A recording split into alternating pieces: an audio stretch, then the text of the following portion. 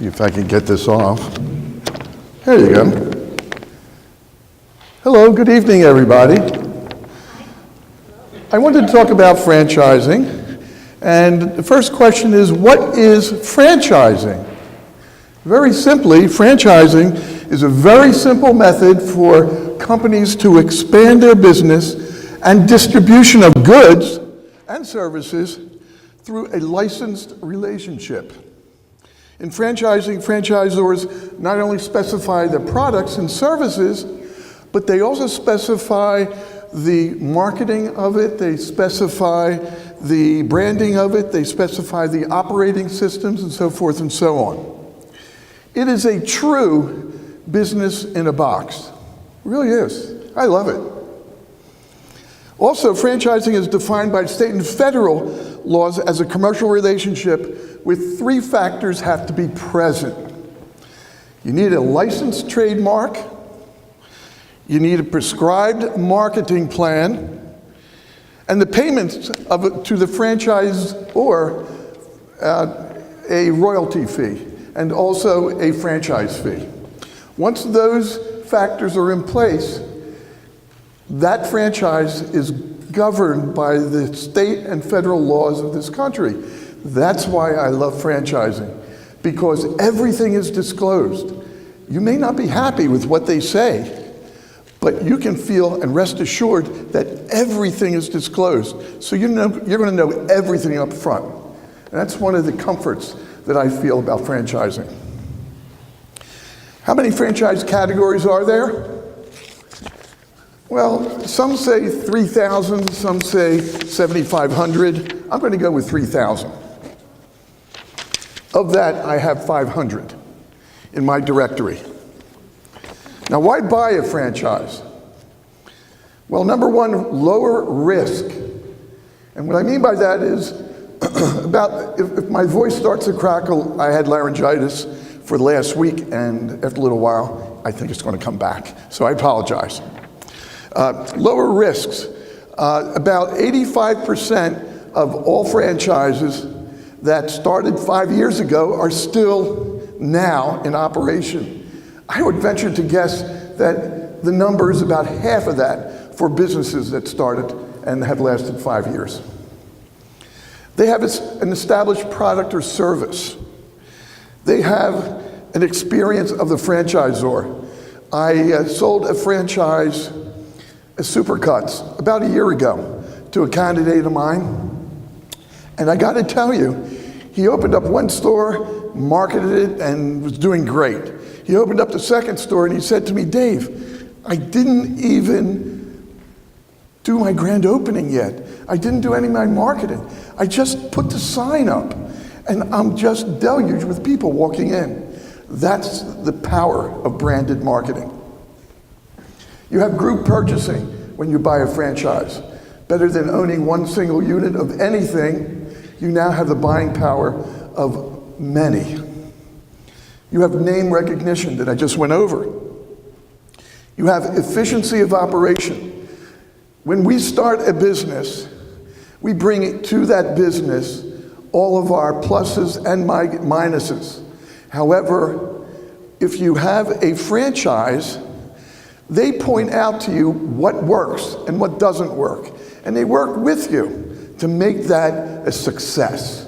And that's what they're looking for, because when you are successful, they are successful. So you have a partner that's, I would like to say that you're in business for yourself, but you're never in business by yourself.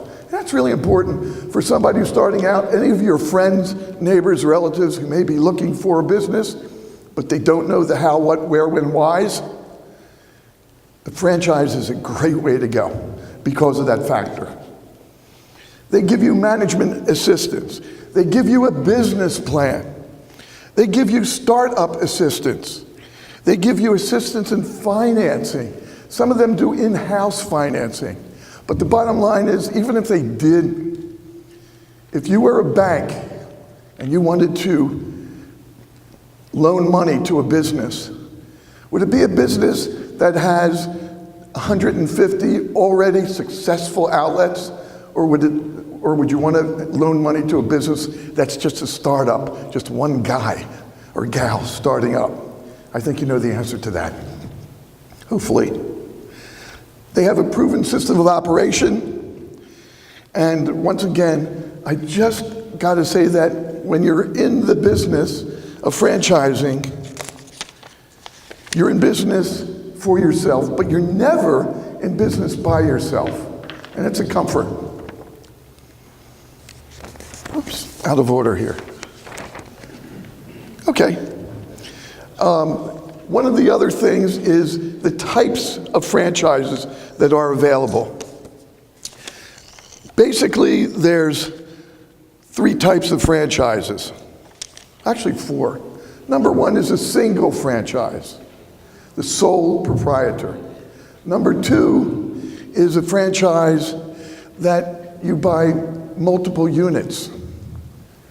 The third is, and this is the real beauty of it, if you want to be an investor, you can get an area franchise where you buy a territory and then you act as the franchisor and sell the different units to other franchisees. And for that, you get typically 50% of the franchise fee and 50% of the royalties all the time that you own that franchise area development. Now there's one more, and this one I really love. It is a master franchise. Master franchise is you don't buy the rights to an area, you buy the rights to a country like England or Canada or China. So you can go, and I'm working right now with a couple individuals to look for a franchise in Africa to actually take a couple of the countries, the northwestern segment of Africa, and franchise them. And that's pretty big, because once again, you become a mini franchisor. So I really kind of like that. Now, who are the people that would be good for a franchise? Well, number 1, using a broad brush stroke, anybody in transition. But getting a little bit more defined with that is anybody, a grandparent.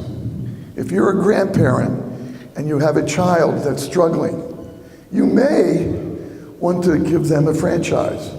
Or if you're a parent and you have a child that you know just ain't gonna go to college, you might want to set them up with a franchise. Because better than just giving them money, you want to give them something that they're going to think of you for the rest of their life.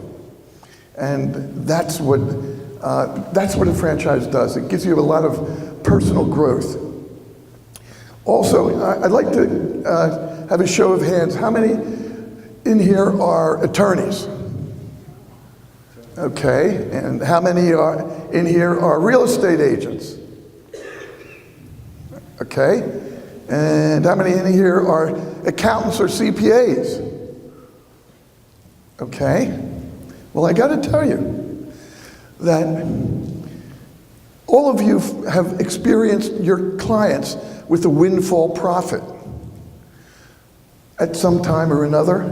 Well, why don't you take some of that money and put it into something that they may be able to use when they get older? Because putting it into the stock market or putting it into real estate, it's a gamble. Now, of course, buying a franchise could also be considered a gamble. But you're really looking at diversification of funds and diversifying to have that candidate be in charge of how they make their money is very empowering and really works well. So once again, those are some of the things that a franchise can do. I'd like to tell you more There's one franchise that I love right now, I just got. It's called Cherry Blow Dry. And it's just like the blow dry bar that all you ladies see. Am I done? You're done. Okay. You can call me or talk to me about it if you wish. Thank you for your time.